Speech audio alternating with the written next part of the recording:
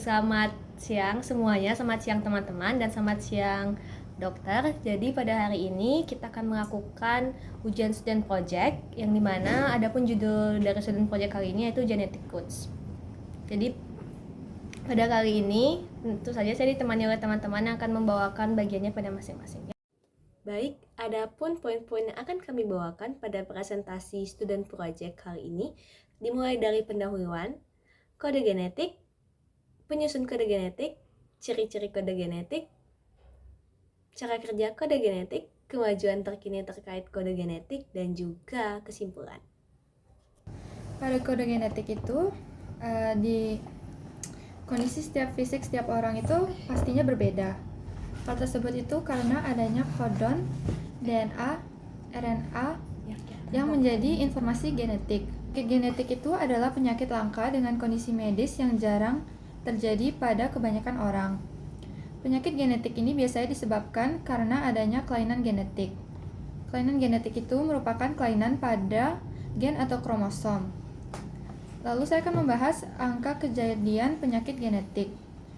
Penyakit genetik, insiden dan prevalensinya berdasarkan data di seluruh dunia itu ada sebesar 58 per 1000 kelahiran.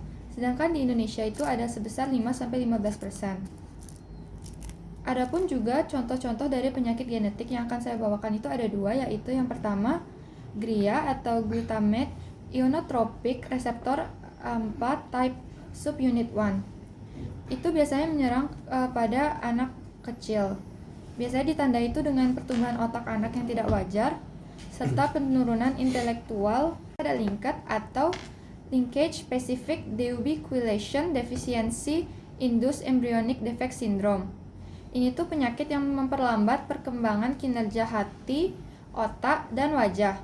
Bahkan sampai saat ini pun peneliti masih berupaya untuk meneliti dan mendiagnosis penyakit yang berkaitan dari kode genetik tersebut agar prevalensinya turun. Untuk mencari tahu ciri khas penyakit dari kode genetik itu, kita perlu mengetahui isi dari dalamnya. Maka penting untuk mempelajari kode genetik agar dapat mendeteksi dan mengidentifikasi lebih banyak kasus-kasus baru. Baik, saya akan menjelaskan mengenai rumusan masalah, tujuan, dan juga manfaat. Terkait rumusan masalah dan tujuan memiliki 4 poin utama, dan manfaat dari student project kali ini memiliki 3 poin utama yang dapat dilihat pada layar. Selanjutnya tentang definisi dari kode genetik itu sendiri. Yang pertama, kode genetik merupakan serangkaian petunjuk yang digunakan untuk mengonversi informasi genetik yang disimpan dalam bentuk DNA atau RNA menjadi protein. Jadi informasi genetik ini dibawa oleh DNA dari sel ke sel, dari generasi ke generasi. Nah, lalu ada asam nukleat itu terdiri dari dua tadi, ada DNA dan juga RNA. DNA itu asam deoksiribonukleat dan RNA itu asam ribonukleat. Struktur DNA itu terdiri dari 3 komponen utama, yaitu gugus fosfat, gula deoksiribosa, dan juga basa nitrogen. Basa nitrogen pada DNA itu ada adenin, guanin, sitosin, dan juga timin. Untuk RNA strukturnya mirip-mirip dengan DNA, namun basa nitrogennya timin digantikan oleh urasil. Lalu untuk pentingnya kode genetik itu, kode genetik memiliki berbagai manfaat dan juga kegunaan, seperti sebagai pembawa informasi genetik untuk menganalisis warisan sifat dan juga duplikasi diri, serta untuk keperluan forensik. Sehingga teknologi DNA sedang mengalami transformasi menuju digitalisasi. Pemanfaatan teknologi komputasi canggih dan program perangkat lunak mendorong para peneliti untuk membongkar kode genom manusia, merancang obat-obatan baru, dan juga mengembangkan kode DNA yang dimodifikasi. Faktor gen bertanggung jawab dan menjadi pengendali dalam membentuk profil makhluk hidup di bumi hingga saat ini. Oleh karena itu, kode genetik menjadi perangkat kunci untuk memahami ilmu biologi secara menyeluruh. Selanjutnya dilanjutkan oleh teman saya. Nah, untuk sekarang saya akan membahas struktur dari kode genetik. Struktur dari kode genetik adalah dasar dari pewarisan sifat dan ekspresi genetik pada sel. Struktur kode genetik itu merupakan informasi genetik yang disusun berdasarkan urutan kodon. Kodon atau kode genetik adalah deret yang terdiri atas 3 kombinasi urutan nukleotida dalam DNA dan RNA. Dasar informasi kodon itu berasal dari basa nitrogen pada rantai DNA. Setiap kombinasi dari kodon akan mengkode satu asam amino secara spesifik. Lalu DNA. DNA itu merupakan makromolekul berstruktur primer polinukleotida dengan bentuk benang panjang. DNA tersusun atas nukleotida berisi basa, gula, dan gugus fosfat. DNA berperan dalam mengatur proses yang terjadi di dalam tubuh dan pewarisan sifat. Lalu ada RNA. RNA itu merupakan makromolekul berbentuk pita tunggal yang tidak berpilin. Dalam nitrogen RNA terdapat dua basa, yaitu basa purin dan basa pirimidin. RNA berfungsi sebagai tempat penyimpanan dan transportasi informasi genetik. Baik, perkenalkan saya Devina Gloria Shanifer dengan nomor digit NIM 3 terakhir 186. Dan pada kesempatan kali ini saya akan menjelaskan tentang sifat-sifat kode genetik. Terdapat 7 sifat kode genetik, yaitu yang pertama universal, di mana semua makhluk hidup menggunakan kode genetik yang sama untuk menghasilkan protein, meskipun DNA mereka berbeda. Lalu terdapat juga kode genetik yang bersifat degenerate atau redundant, yang berarti satu asam amino dapat disandi oleh lebih dari satu triplet kodon. Selain itu, kode genetik bersifat konservatif, non-overlapping, unambiguous, directional, dan non-random. Nah, hal ini berarti urutan DNA yang berdekatan akan menghasilkan urutan asam amino yang berdekatan dalam protein. Setiap kodon hanya menghasilkan satu asam amino tertentu, dan pembacaan kode genetik dimulai dari ujung 5 menuju ujung 3 pada molekul RNA. Urutan asam amino dalam protein ditentukan oleh urutan triplet kodon dalam DNA. Sekian dari saya berikan ke teman saya selanjutnya. Jadi untuk universalitas kode genetik itu berarti hampir seluruh makhluk hidup itu memiliki kode dan juga basa nukleotida yang sama, yaitu adenin, sitosin, guanin, dan juga timin. Nah, universalitas kode genetik ini membuat bisa terjadinya pemindahan gen antar spesies. Jadi membuat polimerase suatu makhluk hidup itu dapat mentranskripsikan gen dari makhluk hidup yang lain. Kodon itu berisikan dengan kode genetik yang merupakan kode triplet nukleotida dari rantai RNA ataupun DNA, yang berisikan informasi yang menjadi asam amino dan melakukan kerja spesifik seperti memulai ataupun mengakhiri sintesis protein. Kode ini dibentuk dari basa dari RNA, yaitu G guanin, A adenin, U urasil, dan C sitosin. Pasangan basa U dan C akan membentuk basa kecil yang disebut pirimidin, dan pasangan G dan A akan membentuk basa besar yang disebut purin. Kemudian pasangan AU akan membentuk 2 ikatan hidrogen dan pasangan GC akan membentuk 3 ikatan hidrogen. Selain itu, selain tabel yang telah kita ketahui sekarang, ada juga yang disebut dengan the canonical table of the genetic code, yang merupakan tabel kodon yang disusun secara teori berdasarkan kesamaan dari pentafragmen protein dengan konfirmasi dari grafik 4R chain. Dari konfirmasi 64 informasi genetik ini kemudian akan dispesifikasikan oleh posisi tepi konektivitas dan matriks 6 variabel yang kemudian akan dikodekan menjadi bentuk triplet nukleat dengan korespondensi dari variabel 4 huruf DNA, yaitu 00 merupakan kode untuk C, 01 merupakan kode untuk U, dan 10 merupakan kode untuk G, dan 11 merupakan kode untuk A. Kodon start atau merupakan kodon inisiasi merupakan kodon yang digunakan untuk memulai suatu sintesis protein. Kodon yang kita ketahui untuk memulai sintesis protein adalah kodon AUG.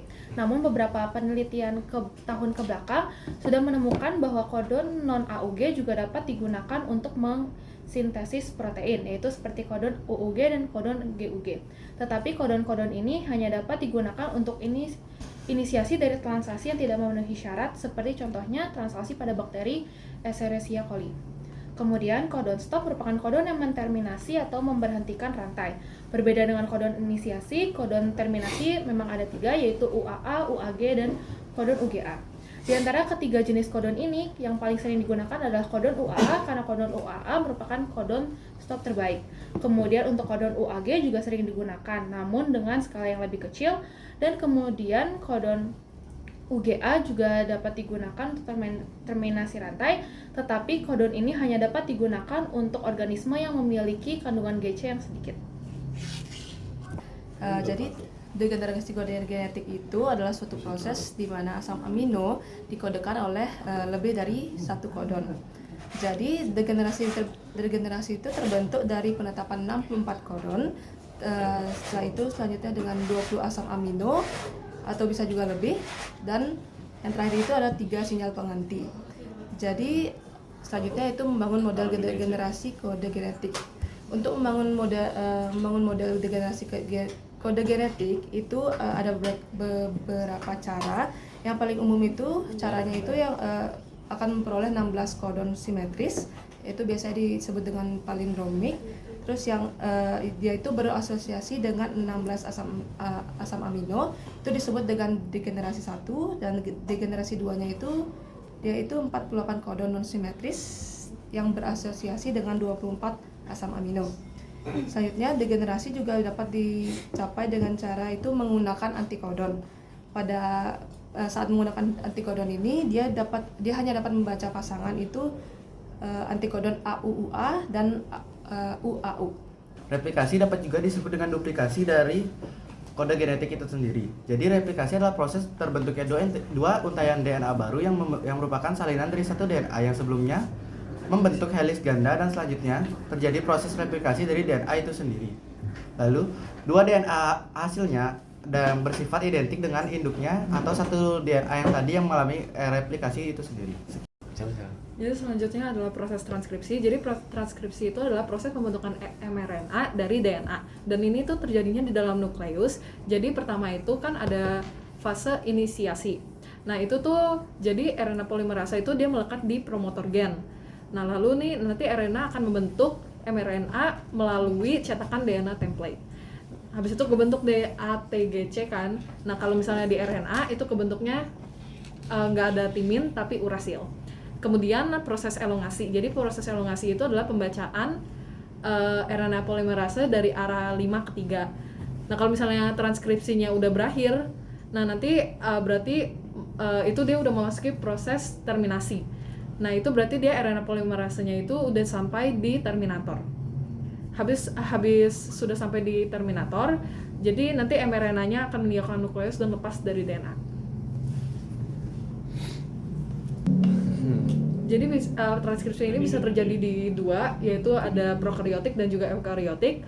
Overall itu prosesnya sama, tapi kalau untuk yang di eukaryotik, dia itu di terminasinya ada penambahan pada ujung 5 mRNA. Nah, terus ada polidenilasi mRNA, itu dia penambahan tail pada 3 aksen, kemudian splicing mRNA. Jadi kalau splicing mRNA ini intronnya itu dibuang, eksonnya itu disambungin. Pada translasi ada poin-poin yang akan saya jelaskan. Pertama, komponen penting. Komponen penting di sini ada mRNA, tRNA, dan ribosom.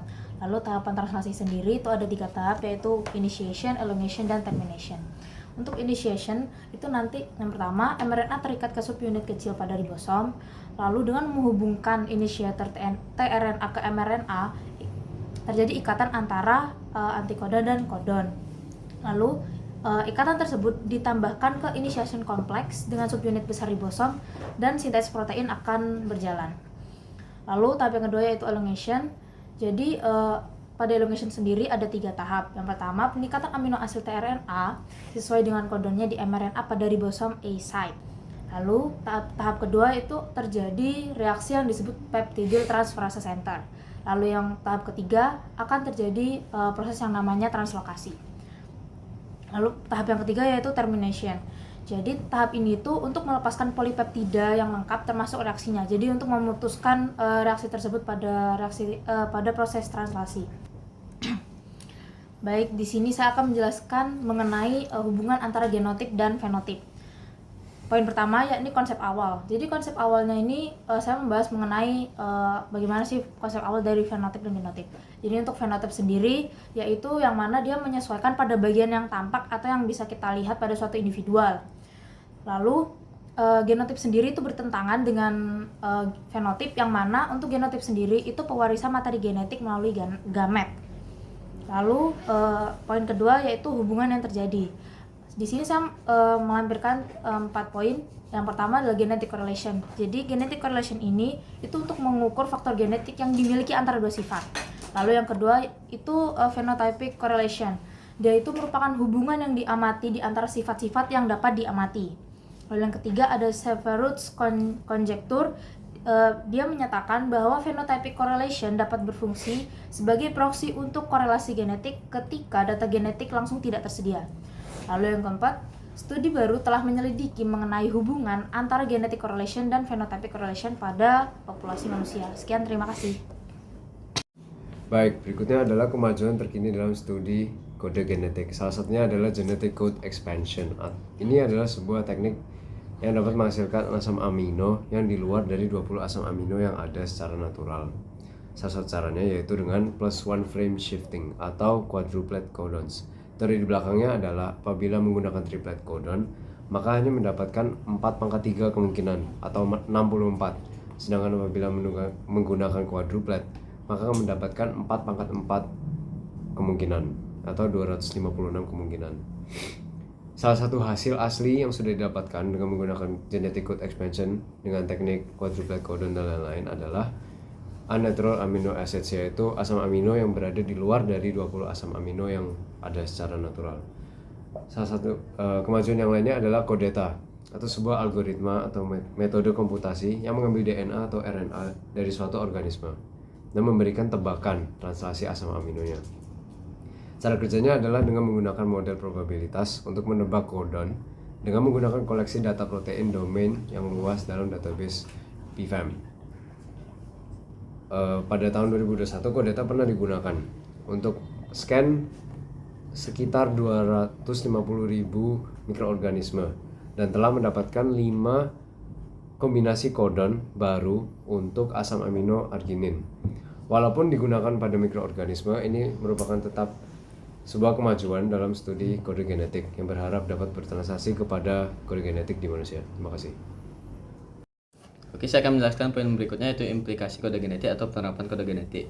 Di mana pada Human Genome Project kemarin, kode genetik mengalami perkembangan yang memiliki beberapa fungsi, yaitu yang pertama yaitu diagnosis penyakit. Di mana kita mempelajari kode genetik, kita bisa mengetahui penyakit bawaan atau kecenderungan penyakit seseorang.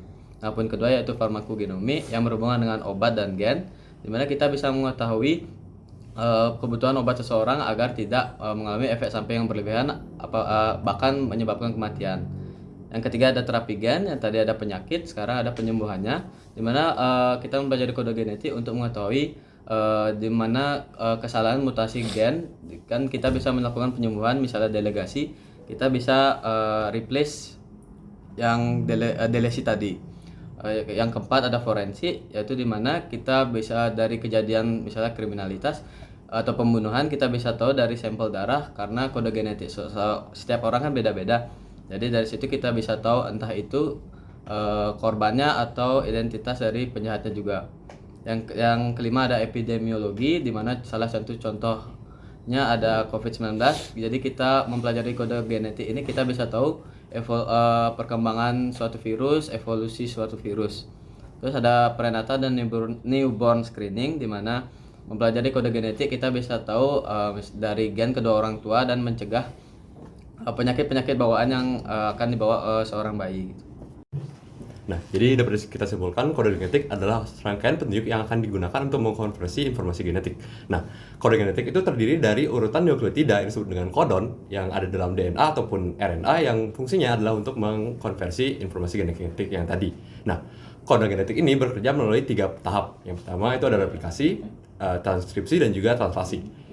Pertama-tama itu dimulai dengan proses dengan replikasi, yaitu dengan pembuatan DNA yang identik dengan aslinya. Yang kedua adalah transkripsi, di mana informasi genetik itu akan diterjemahkan menjadi RNA. Dan yang terakhir adalah translasi. Itu adalah ketika urutan nukleotida RNA akan diterjemahkan menjadi asam amino yang kemudian akan membentuk protein.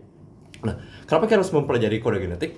Itu karena genetik adalah kunci pemahaman kita tentang warisan biologis, tentang perannya dalam perkembangan, warisan sifat, ataupun dalam pemahaman kita tentang penyakit genetik. Nah, dengan pesatnya perkembangan teknologi di dunia modern ini, tentu saja ada kemajuan di dalam teknik-teknik dalam kita memahami, mempelajari, ataupun dalam penemuan kode genetik baru. Nah, nanti kode genetik baru itu akan kita gunakan dalam bidang biologi ataupun dalam kedokteran dengan memanfaatkan implikasi-implikasi kode genetik baru tersebut. Sekian dari saya, terima kasih.